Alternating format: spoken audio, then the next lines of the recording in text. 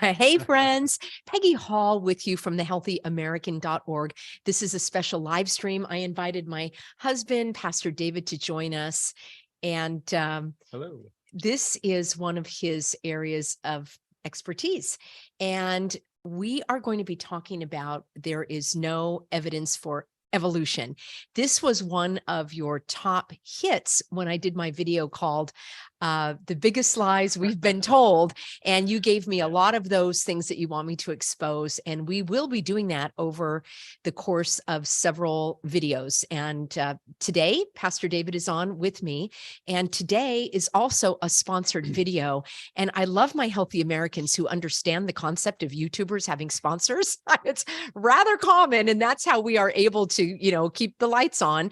And Pastor David loves our Noble Gold investments. So that's what we decided to share with you today. So let's hop right on over there. I've interviewed the CEO. This is a family-owned business. Friends, just call this number, 877-646-5347. Get your questions answered.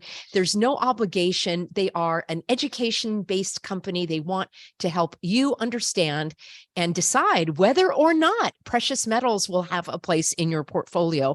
So the message I have is that we are at war. You know that. And we are in a recession. Two things the government doesn't want you to know, but it's only a matter of time until the cracks start to show. And you know who will get hit the most? You and me.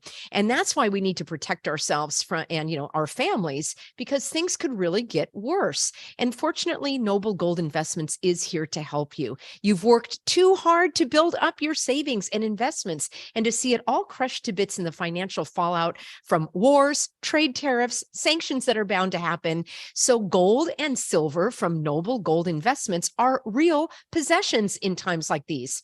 Knowing that you are outside the system when it all goes wrong is a great feeling, and a surefire way to keep your money safe for your retirement is to add in a precious metals IRA. So Noble Gold Investments has been helping people like you keep their money safe for years with their precious gold and precious metal investments. So this month they are giving away, well, I'd like you to get this free download as well, this free guide. And then I also want to share with you, let me pull this up for you because I've got a couple of images, and here we go. They are giving this away. Let me just share my screen, and you don't want to miss out on it. Here we go. A beautiful gold eagle bullion coin with every qualifying IRA of $50,000 or higher. I know that's not everybody's in that category, but if you are, you want to get this. This is the front and the back. I absolutely love this gold coin, and make sure that you don't get trampled. So again, friends, I want you to go to noblegoldinvestments.com, and you can call them as well. I will have the phone number and the link for you below. Again, there's no obligation other than to get started. And I do want to let you know that the disclaimer is that past performance is not an indicator of future results, and there are no guarantees, of course. There's always a risk of your investment, but check it out. There's no risk for checking it out. Having said all that, I'm grateful for the sponsors, because that's how I'm able to bring you these messages day in, day out, basically all day, every day. It is my passion, and it is my 24/7. And Pastor David is a fellow worker in the vineyard. And Pastor David, why don't you tell the audience a little bit about yourself, how you got into studying creationism, because that's what we're going to talk about. There's no evidence for evolution, and we have to define what evolution is. Take it away, Pastor David. Okay, well, thank you so much. It is a pleasure to be with you once again. And boy, the subject of evolution of our worldview is very dear to me, and I've spent many years studying the science that supports Scripture. So my worldview is the biblical worldview. That's about where I came from and the nature and age of the universe and our earth, as opposed to the secular worldview, which is the, to put it frankly, the godless version that says science knows all and they're correct and the Bible is just fantasy. So I studied this for a number of years as I was on my spiritual path looking for the truth. And friends, I got to tell you, given how I was raised in a non-religious, non-Bible, non-Christian household, it was, this whole spiritual realm was really foreign to me. And so, but as I grew older and wiser and was longing to know where I came from, and I wanted to know about the Bible and if it was true or not, or if part of it was true and part of it was not, I attacked the subject of where we came from. So my worldview, I wanted to know, is the Bible valid? Is science valid? Is there a valley in between? Or is there no problem at all between science and the Bible? And what I came up with is my worldview, which is the Christian biblical worldview. And again, as opposed to the secular worldview, which does not take into account anything spiritual, just matters of materialistic view. Wow. So you cannot start this conversation without talking about bias. Now, I know you're going, whoa, what? Bias? That's in our day. Yes, it's so biased. In our day and age, in our world, the Western world, that has become a 4-letter word, which of course it is a 4-letter word, but it has connotations, at least in popular culture, with bigotry, with being prejudiced, which being hateful, but nothing could be further from the truth. We deal with bias every day. They are our preferences, if you will, and it's how we have discernment, and we do it every day in terms of our morality or what we feel is immoral. We do it with our standards of safety. Do we feel safe? Do we feel threatened or in harm's way? So having a bias is our nature to have them. It's not a dirty word. And you have to realize that you can be biased, and otherwise, you're going to spend your entire life sitting on the fence. And it's very uncomfortable up there on the fence. So why is it important to understand that we have a bias? Not just Christians have a bias. Scientists have a bias. Scientists have a bias. Teachers have a bias. Right. Professors have a bias. When I was in school, in college and grad school, they definitely had a bias. And if I was writing a paper from a different point of view, sometimes they would give me a lower grade, not because I didn't fulfill the assignment, but because my worldview and my perspective and my research did not align with their bias. So why is that? Why do we have to acknowledge that? Well, we have to acknowledge it because we want to discern what is right and wrong, what is true and what is a lie. Remember, this all came about from Peggy doing those great videos about tell us your biggest lie that you found out was a lie. That you've been told. Right, exactly. And so, again, if you think about bias as a preference, well, we all have them. I mean, whether it comes down to food or what we like to read or where we like to go, where we like to travel, we have biases, we have preferences. There's nothing wrong with that. In fact, we have to have them to live a meaningful life. So let's go right to the chase. What does that mean for you as somebody who has studied biblical creation? And friends, you don't need to be a Christian or a Bible believer to understand this. In fact, I think this topic is so important for people that may not have faith or may be searching for a greater meaning in life. And I just want to give a little bit of background before we dive back in, because the topic that we had a couple of days ago, I started out with the biggest lies that we've been told. And the number one lie was that the Big Bang, which is still being taught in school, which states that nothing created everything randomly. And if you think about it, that's exactly the core of the biggest lie. And there are so many big lies: that God doesn't exist, that Satan doesn't exist, that evil doesn't exist. So many other things. I know that many of you are chomping at the bit to talk about the physical ideas of our world and other planets in the universe. That will be on another day. This is more about the creation of life, the meaning of life. And when people are searching for the meaning of life, if you thought that you just happened because of an explosion of a primordial soup, Pastor David coined the phrase that we are Divine, not slime. I just love that. So that's where we're going today, is that you are divine, not slime. You did not come from pond scum, as we were taught, meaning the primordial soup, Right. which there's no evidence for any of it. And friends, I also stated in the beginning, when we were talking about the biggest lies, that other than God, no one was present at the beginning of creation. So this is a belief, just like the Big Bang is a belief, just like other spiritual views that there was never a beginning and there will never be an end. That is a belief. And that's where Pastor David is coming to us with the idea of bias. But the bottom line is that we want to blow apart this concept of evolution, that human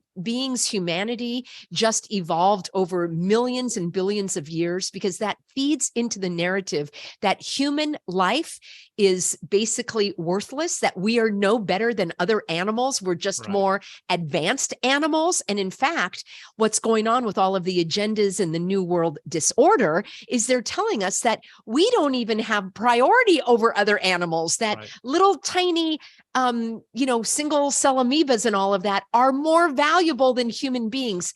And our bias, our worldview is that God created us as his masterpiece, his poema for a purpose and a plan in life. You are uniquely you, with gifts and talents to share. And that is why speaking about evolution, in my view, and helping others understand and unroll the indoctrination from beginning in elementary school, Right. if not even in kindergarten, probably then as well.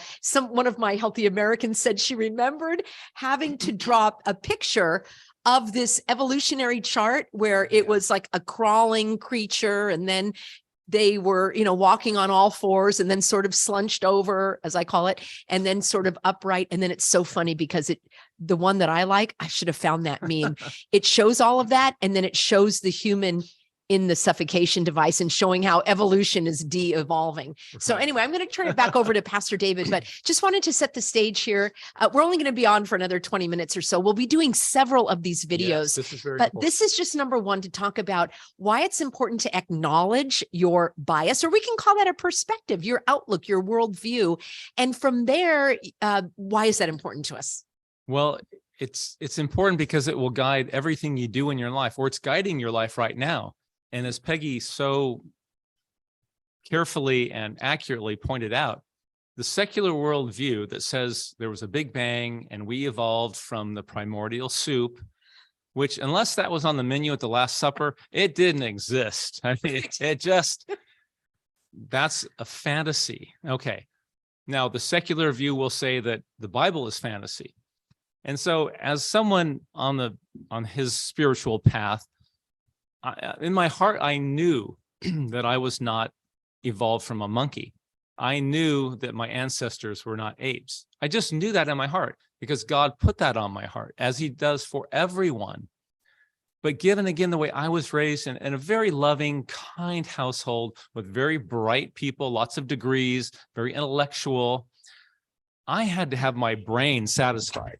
I have to dive in because we know that that's another one of the lies that we're told, that only people with degrees are somehow able to be critical thinkers or You get that whatever. a lot. So Yeah. I think that also can feed into being liberal and accepting some of the agendas that are given. But to Pastor David's point, if you met his parents, you would say, oh my gosh, they're such kind and generous people. It would never occur to you that they, I'll let him continue the story. Yeah. So given how I was raised, and although my heart was full of the love of the Lord, I was having trouble committing to giving my life entirely over to Christ. And so I had to have that intellectual part of me satisfied. So I went on this quest that lasted about 3 to 4 years of studying the science that supports the biblical view. And I was amazed. I was blown away. All these PhDs, all these scientists who believed like I did, they believed that the Bible was accurate, that the age of the earth is not, I think the current secular view is 4.9 billion years old. It changes on a daily basis. Later on, we'll get into why they have to have the earth that old. And so I began my studies, And again, I was almost overwhelmed with the amount of study that had been going on for decades, really back a century, because here's the interesting thing about science in the Bible. First, there is no conflict. And when science, after what they call the Enlightenment, so-called, happened, most scientists were simply trying to find out how God created everything. They weren't trying to supplant God. But then there was a big shift, and people who did not want to believe in God, who did not want to have God over them in life, did not want to obey the precepts of God in the Bible, they started saying, we know better.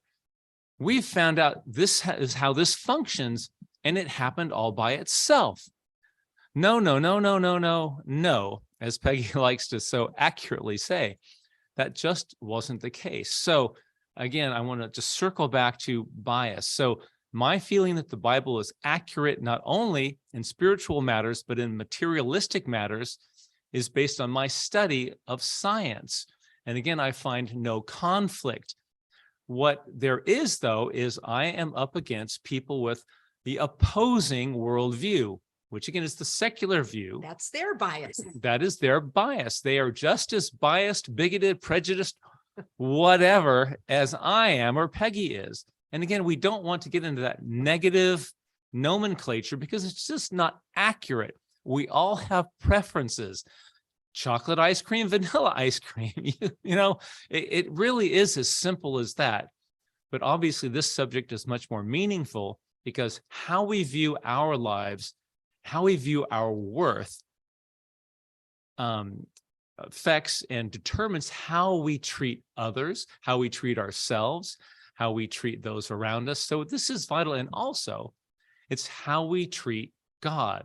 Or if you're not a believer, how we treat the subject of God. And do we want to go down that road? Do we want to follow that path? Do we want to know more about it? And for me, and the way I was raised, I went about it through this scientific path.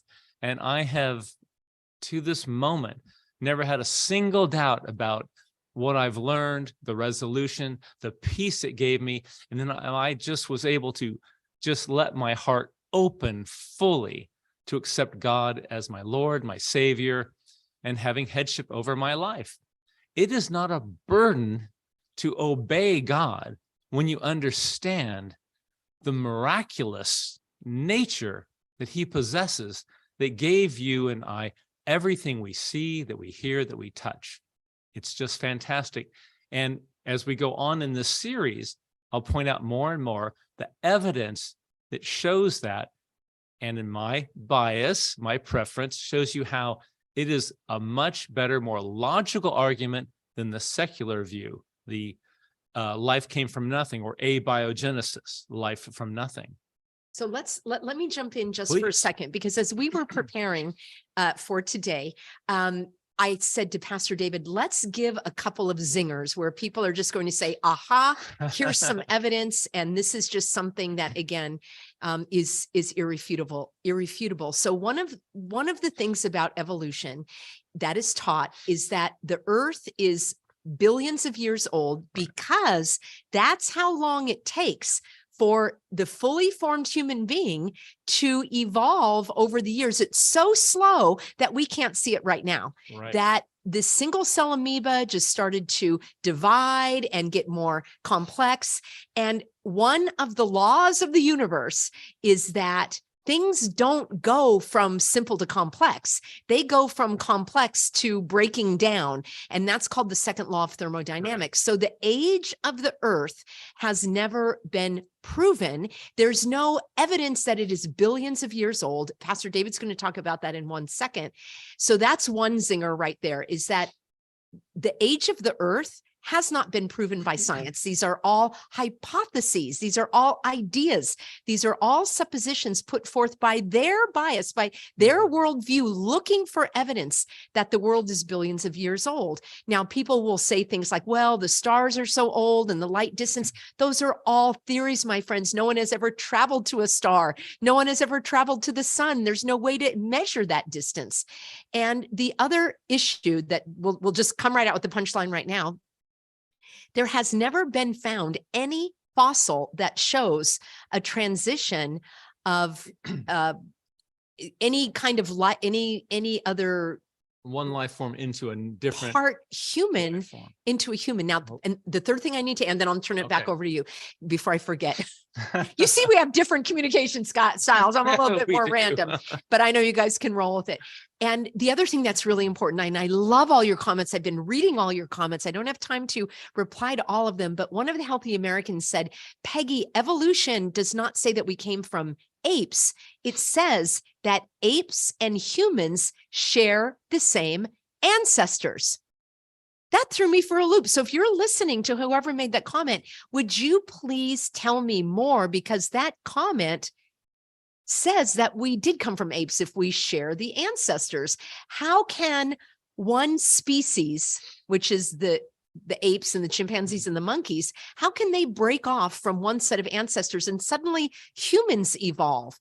There is no evidence for it. So those were the three things that came to mind for me right now. There's no evidence that the earth is billions of years old. There's never been any fossil record that shows that we evolved. And third, this idea of that we did come from apes or monkeys. And I've said it before, I'll say it again. Why are there still monkeys? And the Smithsonian, as Pastor David is talking, I'm going to try to find this comment that I got off the Smithsonian Institution website that is so funny when they talk about why isn't evolution still going on? Why aren't we?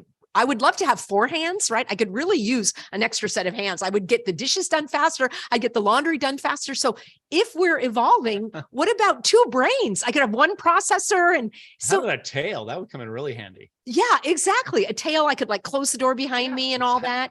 So none of that adds up. So I'm going to turn it over to Pastor David. He'll talk a little bit about the age of the earth and how that just doesn't add up literally. Well, yeah. And I want to just take a little bit of a step backwards and define what we mean by evolution. Okay. And when we're talking about the subject, about the age of the earth and where we came from, we're talking about, in the scientific world, it's called macroevolution. And that is the evolution of us in the secular view of from pond scum to amoebas, to fish, to lizards, to mammals, to primates, to us. Now, that is what is taught in schools. You know what? It's even taught in Christian schools. So wrap your head around that. But it's important to make this distinction. That is macroevolution. It is a theory. Now, one of the problems in our world, and at least in our country, is that that word theory is often left out. Theories, scientific theories, are called that when they can be tested in, say, a laboratory.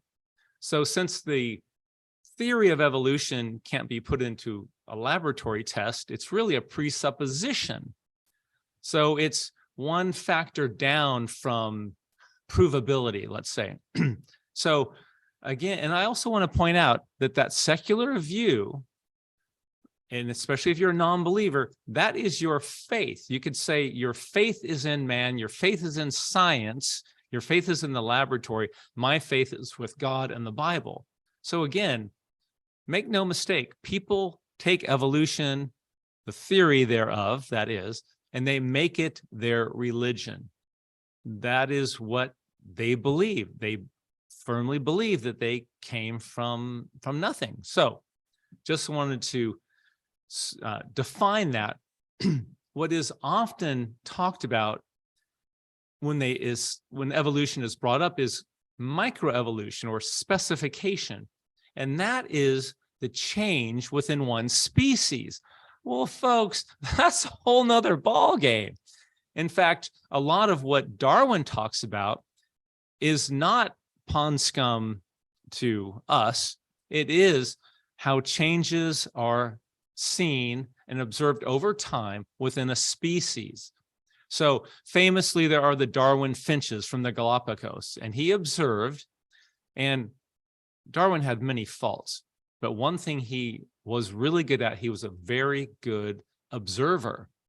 He was very keenly observant of things and how they went on in differences. So he observed these finches over time, having smaller beaks during certain climactic eras, and then having longer beaks. And he realized, as he put it together and could observe them and study them, is that for a period based on the environment, the short-beaked finches had an advantage because they were able to, I'm paraphrasing here, root out grubs in a different way because their beaks were stronger. And then in a different era when there was more water and more plant life, the longer beaked finches had an advantage because they were able to seek a different type of food. And here's the thing, it wasn't A to B or A to Z evolution. It was back and forth, A to B to A to B, because it mattered what was going on in their environment. And they never became you and I. They're still finches. And there are numerous examples of this in the scientific literature. I'm going to interrupt because we were talking about it's important to say, who is Darwin? People think he was a scientist. Tell us just a little bit of history and why he was even put up to put out this theory, flimsy theory of evolution. You'll understand now, and hopefully you'll believe me, Darwin had his own bias. And if anybody wants to put in the chat what they think, or if they know, or they think they know what Darwin's degree was in, what his college degree was in, please let us know in the chat. Yeah. I'm going to tell you in just a few seconds. So if anybody wants to. The chat is a few seconds delayed. Okay. But what's important, remember, friends, I was talking about critical thinking, and I said, one of the things that I always do, actually, this was in our private class, but we're kind of giving you a private class now. Yeah. But in our private class last week, which is for all of our supporters, all of our donors, and I want to thank each and every one of you.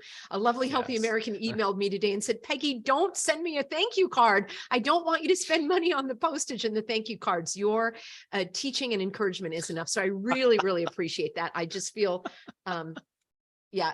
Okay. Hector says that his degree was in gender studies. Good one, Hector. But the number one thing I think in critical women's thinking, studies, basket weaving, critical thinking is you need to study who is the person teaching me this. And I want you to study me. I mean, look into my background, what I've been teaching, what I've been doing. Now, I know many people use the word evolution meaning development, and I think that's fine. You can say, oh, my thinking has evolved. Sandy, you're right on. Oh my gosh, you guys are really, your crowd is really bright. Yeah, a couple of you got this. Love the healthy Americans. You always need to dig deeper into who is telling you the information and what bias might they have, what agenda might they have, who is funding them, how might they benefit, and where do they fit in with the big picture. And I believe that there are probably a lot of upstanding people that might have started out really sincere and honest and all of that, and then they may have been bamboozled along the way. And then there are others that I think set out intentionally to deceive. How do you know? Well, you know them by their fruits, and that is also biblical. What have they produced? I've spoken on this channel many times. Where are all the other lawyers, the rabble-rousers from the beginning? Where are their lawsuits? What have they done? Where are their websites with thousands of pages? What, you're elbowing me, telling me not to say that. No. Oh. We're getting a little off. I want to answer the But it's chat. important to look at who is telling you the information. Oh, absolutely. That's how it's on track. All right. Gotcha. Pastor David can't wait to let you know all about Darwin. Okay. Your answers were fantastic. I liked basket weaving, gender studies, drama. I thought that was excellent. But John knows Hector, John, Sandy, you were right on. He went to seminary. He was a theology student. That was his degree. And this is mid-19th century. And as many young men of means, that's where he was destined to be. You know, he would go find a parish, write sermons, and live a fairly affluent, relaxed lifestyle. But Darwin had a penchant for going off hunting and gathering, so to speak. He loved to collect things. Interestingly, one of his later studies, he spent, I think, 15 years studying mussels, not mussels like in our body, but like the shellfish that hang around pier pilings. So again, very astute observer, had a lot of patience, but he was not a scientist or so trained. And so the way he got on his famous voyage on the Beagle was influence from his father. And his father and his grandfather, Erasmus Darwin, were not only affluent, but very much into the occult. And this, in mid-19th century, the occult was all over the place. I mean, people would go out, instead of going to the movies, well, there were not movies, they would go to seances, and they would go to theaters to hear, people do spirit guide things. I mean, well, it's called New Age now. Anyway, they were big believers in that. Also, I know you all will enjoy this. They were high-level Masons. They were very much in that realm. I mean, that kind of goes with the occult, I believe. Very much. Not my realm of study, but I know enough about it. Yes, Peggy takes care of that part in the family. So yes, spiritism, Scotty says. Yeah. Yes, that was very good. exactly. And so it's important, again, to know, as you were just saying very accurately, know the source, know your people, know where they came from. And again, if you know Darwin's bias, it helps you see his view. He was not seeking to reveal God's work. He was seeking to supplant God. And why do people do that? Why has that become the rule in our country, in our world? It's because then you only have to obey yourself. Bingo. You can become your own God, make your own decisions. Harm others. You don't have your conscience. There's no moral compass. And you can obviously see and tell and know where that has led us to this day. I mean, folks, we're witnessing the breakdown of our society. And it's because people like Darwin and all the many people after him have sought, and very successfully, I might add, take God out of our day-to-day life, take it out of our government, our schools, you name it. They don't want it. They want to be their own gods. Okay, they want to be their own gods. They want to not have a conscience so that they can fulfill their desire of controlling other humans, because Satan's, and it's just a name. Okay, you call it evil, dark forces. It's anti-God. It's against the truth of God's truth, God's reality, the reality of our world. And that seeks to separate us from God. That has been the evil one's purpose from day one, is to supplant our devotion to our Creator, to worship evil and darkness, and to serve that darkness. We're seeing it today. We saw it from day one. There's the biblical story of Eve being beguiled. And again, there are those that take it as God's word, others that take it as a metaphor, but it never has ended. It never will end. And the thing that people will say is, Peggy, why in the world would the government or my employer or anyone try to deceive me? Why? Because that is the nature of evil. It's driven by power, by ego. And then there are those that actually are, what would be the word? Indoctrinated into it. Right. They've already been deceived, and thus they seek to deceive us. And you are so right on. They seek to supplant God because they want to control you. They want to rule you. And they already think of themselves as God because they don't know the true God. And I just want to circle back a little bit with and again, we're going to be doing several videos about Pastor David's understanding and all of his insights that he has to bring to you. But the number one thing, if you're just starting out, like a lot of people, I mean, we have been told these lies for so long. And the other question is, how could everybody be in on it? How could my fourth grade teacher be teaching me this? Well, they're not all in on it, but they've also been indoctrinated, and they didn't think to dig deeper. They didn't think to ask questions, because once you ask questions, you're like, that doesn't even add up. The bottom line is to create this phenomenon, this story, this agenda, this push that you don't matter. You are just a random collection of cells that evolved over billions of years. And that is a way that they can control you. That is why people did not stand up for themselves.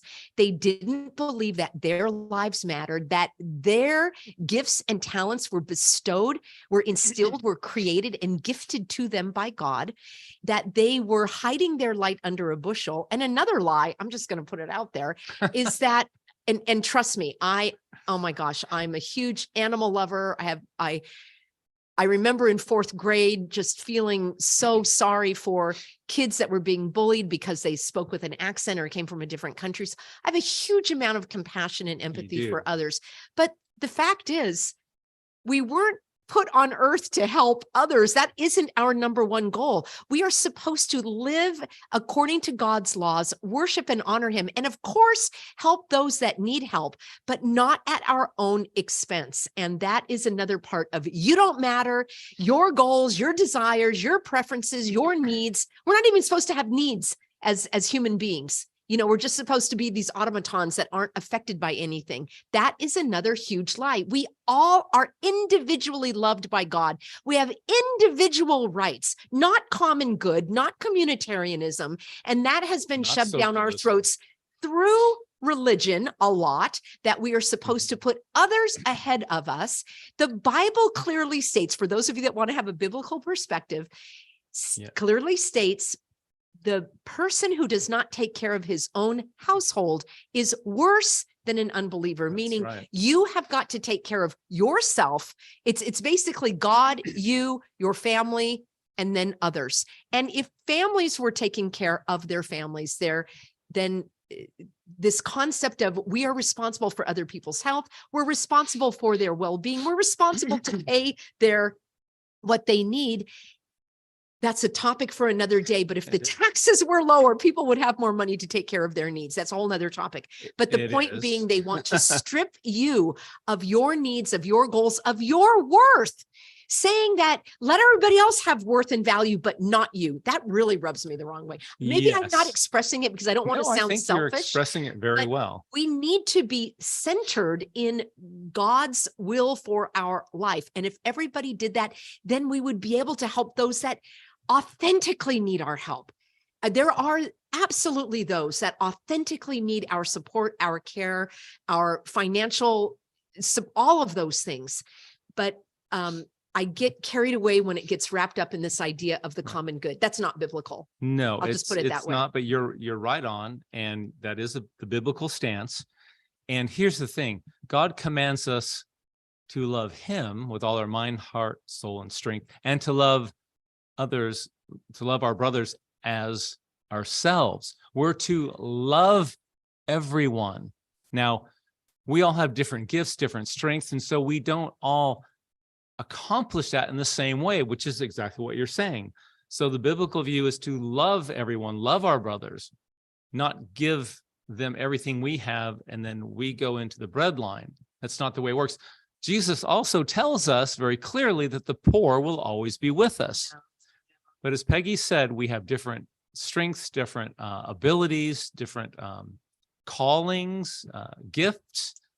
And because God made us individually, he gave us each a soul. Created, not evolved. Right. He created. We are the created. He is the creator.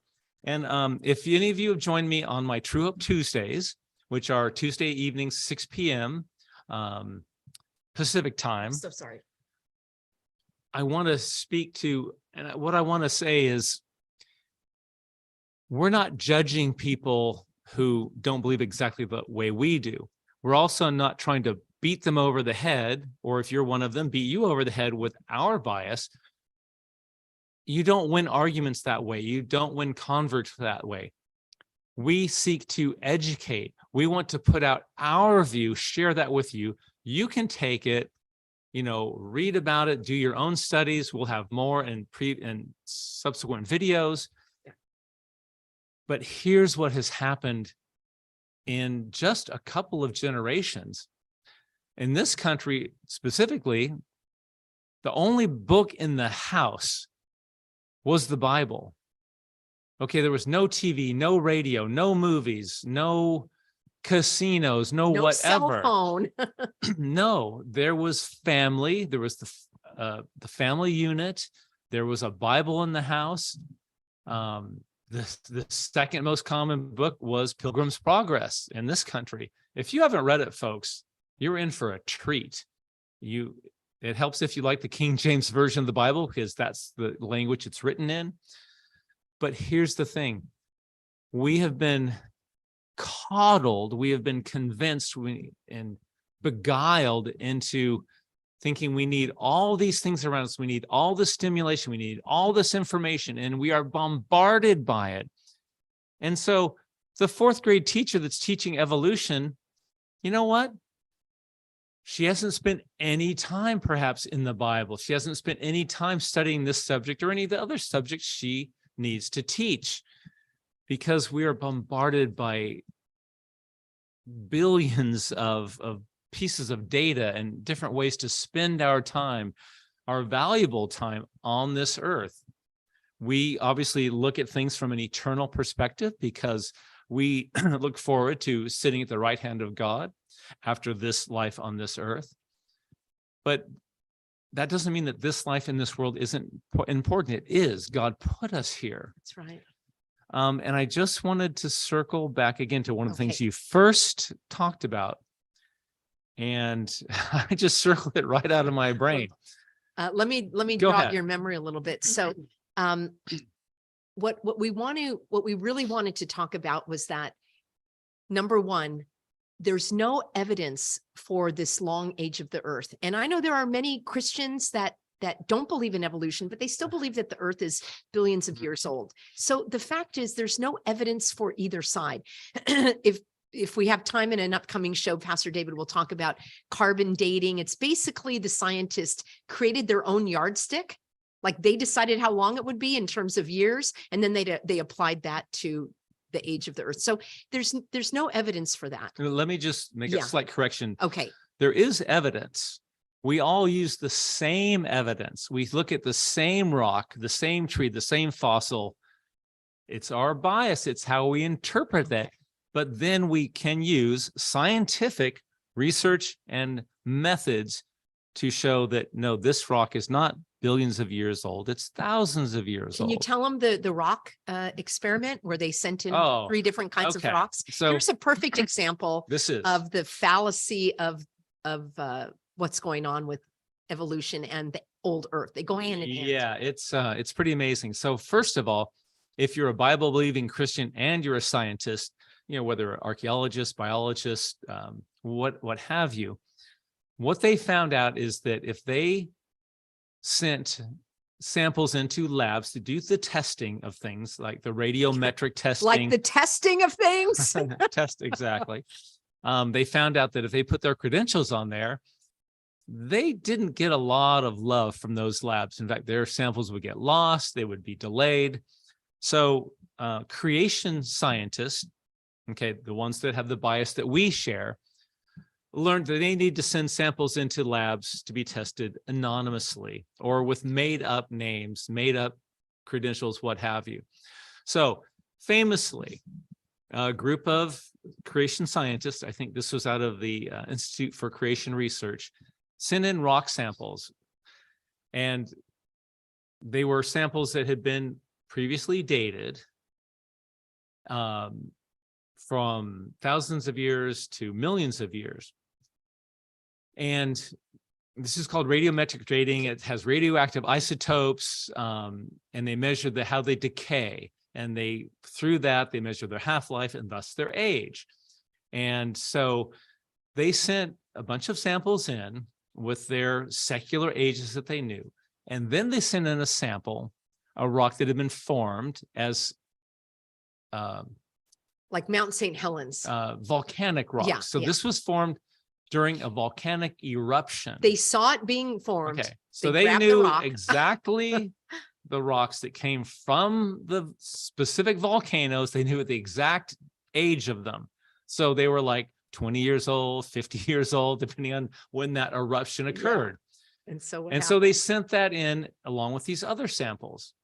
Well, guess what, folks? Using the secular methods using the yardstick, so to speak, that they created, that 25-year-old rock came back with an age of about 75,000 years. So there, I just love that That story. shows the flaw in their testing methods and their testing presupposition. It's like if you take a yardstick and you see it says 36 inches on it, right? Well, I can turn it over, put 1 on there and say, no, this is 1 inch. Yeah. Because that's the yardstick I've created. It's arbitrary. That's the word. And I love that story because there's your evidence right there. Different samples of rocks were sent in and they came back with an old age for a rock that had just been formed. So it can't really be trusted. I do want to point this out.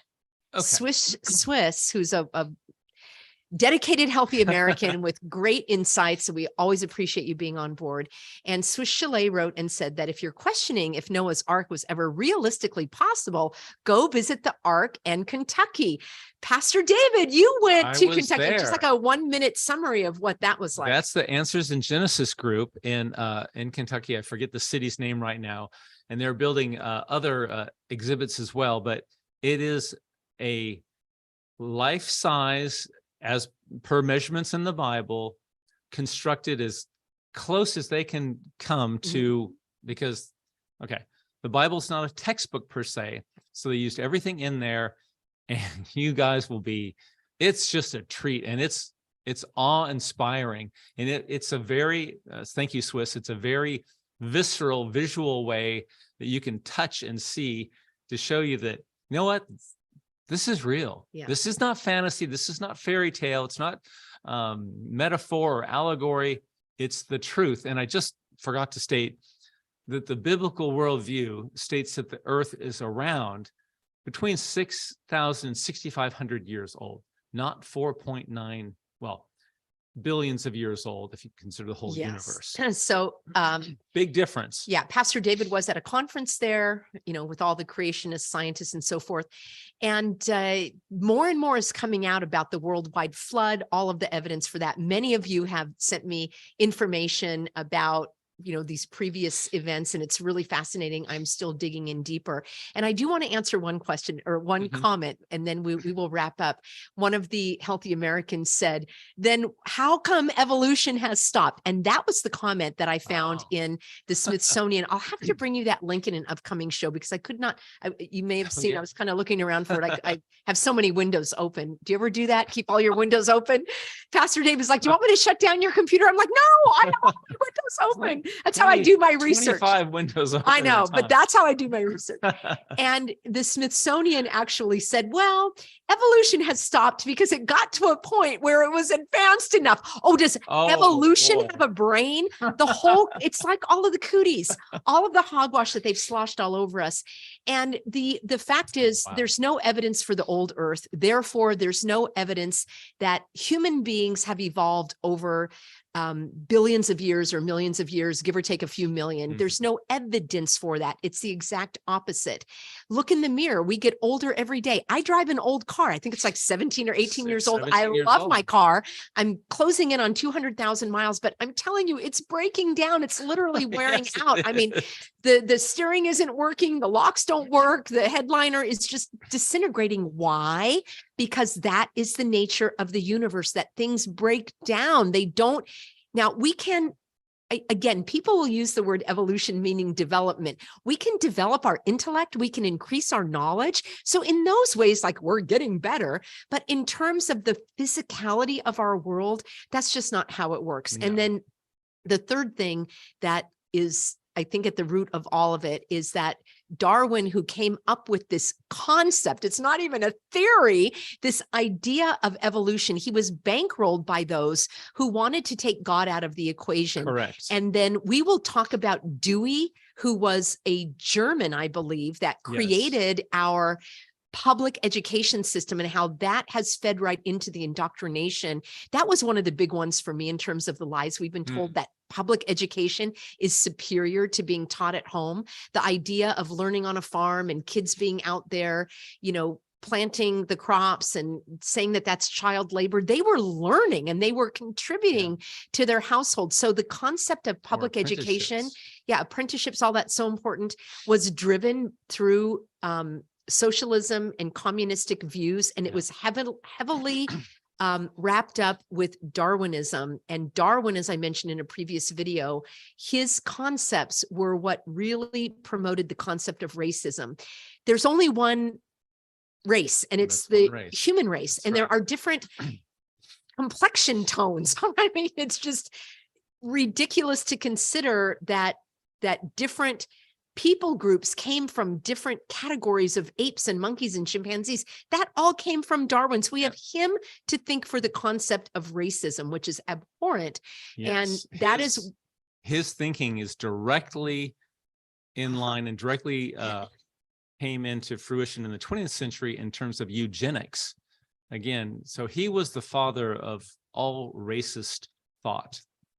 Yes, and we've got a Healthy American says, Who's There has a Rumble channel talking about Rockefeller taking over the education system. We know that he took over oil, gas, petroleum, that kind of thing, and also took over medicine, the schools for, medical schools and all of that, pharmaceuticals and all of that, it all kind of wrapped up. Friends, we are running a little long. We are going to sign off for now. I could, me, I could go on for hours. I could too on this subject. It is so fun. This is just the introductory topic. I invited Pastor David so everybody would be able to see him.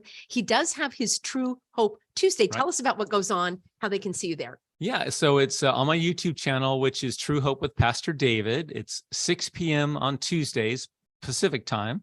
And it's my virtual way of reaching out to you to offer some hope and some joy in these troubled times and help you navigate the stormy seas, as Peggy does on her channel. Yeah, and it's there is a spiritual infusion in his topics, but I love how you said, we are not here to proselytize. We're not here to grab you by the arm and pull. We're here to talk about truth, reality. All truth comes from God. That's our view, and we will always stand on that. But the concept is to welcome everyone with open arms so that we can have these discussions. I love to hear other people's perspectives. That's how we learn and grow. So if you would like prayer, if you are grappling with some of these questions, what's the meaning of life? There are so many great things to discuss, like why does God allow evil and hardship, and why do we suffer? Oh my gosh, there's so much to talk to good people, to talk about all that. And we have some of those. Why do bad things happen to good people is one of your shows. So the other thing I wanted to let you know, many of you have come to Beach Church, which happens on the first Sunday of every month in San Clemente. Right. Currently, God has called us into a season of rest and renewal. So personally, we are not going to be at Beach Church this Sunday. There are other pastors and community faith members who will be speaking and keeping the gatherings going. Again, it is an ecumenical, welcome to all, come to pray and worship and learn. Everyone is welcome. Everyone is welcome. We personally will not be here for March. We will let you know on a month by month basis if and when we will be there. But given our obedience to God, he is clearly, through what we're going through right now, telling us to, which is a lot to rest and renew. But the True Hope Tuesdays will be there for you, and you can enjoy that. It's usually Pastor David. Once in a while, I'll hop on the show, which is always fun. Which is always fun. But it's basically Pastor David's opportunity to bring to you his. It's like soul to soul, is how I would say it. He just has, as you know, has a very inviting, calm, peaceful energy about him. So if you would love to connect, we would love to have you there. It's airs live or as a premiere live stream, which means everybody's available to chat and support each other. And so we will have a link for you. It is at True Hope David here on YouTube, 6 p.m. Pacific, Tuesdays. I've got My Living Swell. We've come to you daily. I'm here. You are Living on Swell, every day, which is Mondays at 11 a.m. Pacific. And that is all about positive encouragement. I did do a deep dive into my lawsuit last Monday because I couldn't help to be silent on it. But typically speaking, we talk about really personal empowerment and developing the gifts that God gave you and living in confidence and stop procrastinating and how to deal with all of these stormy seas. I touch on current events, but heaven knows I need a break from the hogwash. And so many of you told me that you need a break from the hogwash. So join us on Mondays. If you can't join us live, of course, all of it's there. I need to show everybody something though, before we sign off, because some people have to say one more thing. Yeah. And so go ahead and say one more thing, Pastor David. And then well, as Peggy was saying, and as I'm sure, I hope is clear, we're not trying to bash people over the head and force our view down your throat. And there is scripture that supports and tells us what we should do with our belief. It's 1 Peter 3:15, and it says, therefore, be ready always for anyone to ask to give the reason for the joy that is within you, and do it humbly and mindfully. Yes, so we are here to share the joy of Jesus Christ that is in our hearts. And the way we do that is by giving evidence, and now encouragement, evidence from the Bible, evidence now from this series, from the scientific realm, and from our experience in life. And we are here to encourage. And of course, we want to encourage you to seek Christ as your Lord and Savior. Kayla has been making some comments. Kayla, I just want to acknowledge, I love your questions. And I think questioning these things about faith, about God, about what happens, that is the most important thing ever. And that's what Pastor David just said. Many people will have their faith just blindly. And I remember my mom saying, I don't know how it works. All I know is it's my faith. And that's why it's called faith. Where people like Pastor David, he wants like evidence and science and fact and information. So I encourage you to keep questioning. Hop on the True Hope Tuesdays. And even you can email Pastor David, truehopedavid@gmail.com. Anyone that is in need of prayer or maybe direction to different. I love Ephesians, is one of the books in the Bible that I like. And again, even if you're not a Bible believing Christian, there's so much rich information that's just kind of food for thought that you can start to meditate on, question, learn from. And I was reading the Bible before I was a believer. I know. So I love the questions. I just wanted to acknowledge that as we sign off. Now, what I'm going to do is share my screen, and then our doggy is telling us that it is time for her dinner. This is how we know. But this is us right here. This is actually our live stream. When you click on the Healthy American, friends, you've got to click on live. See all these choices? You've got home, you've got videos. Not all my videos will be there. These are the ones that I've uploaded on my own that I filmed earlier. The live is where most of my videos live. Here we go. Same on my one side. day ago, 2 days ago, 9 days ago, 10 days ago, in fact, there's even more. I normally do my videos live. So please click on live. You can also click on videos for the ones that were uploaded previously. And if my True Hope Tuesdays typically are live as well. True Hope David, here, I'm going to show you his channel. Here we go. True Hope with Pastor David. And here I was on a couple of times. So he typically, uploads his, and you can see live as well. But he's got live as well. So a few lives, love that. And lots of great content there. And I do believe that some of his sermons from Beach Church are there. Yeah. There's his Beach Church sermons. So if you can't meet us live, here is where you can see what all of his other preaching. It's so awesome. So we are we're going to sign off, everybody. And it is our pleasure to be here with you. Guess what? I'm doing a bonus video tomorrow. Oh, can't stay away. Well, that's a surprise. And this is going to be with Renette Senham. And she is a dear friend of ours. We've met her many times. We've had dinners together. She is living in Central California. She is going through these weather storms, and whether or not you believe that it's man-made or that it's God-made or that man is trying to do whatever he can, the fact is they are under very serious conditions. And I want you to hear from Renette, because she is is an eyewitness right there. And she also is a person who's a critical thinker, and she has all the questions. And I love questions. So join us tomorrow, 5 p.m. Pacific with Renette, and we'll be streaming live. And then, of course, you've got me Monday morning, you've got David Tuesday nights. evening, and then you've got me 5 p.m. Monday through Friday, most days. And we love our healthy American And we family. love you. And we pray for you, and we appreciate your prayers. And And isn't that great that all the hogwashers could not steal our joy? They could not. The tyrants can never steal our soul. We've made more friends. We've grown in our faith. We've had a greater impact on the world in these last 3 years than we have had in our entire life. So thank you, Lord. Thank you, healthy Americans. Thank you, life. Thank you, God. And we mostly thank you. And we'll see you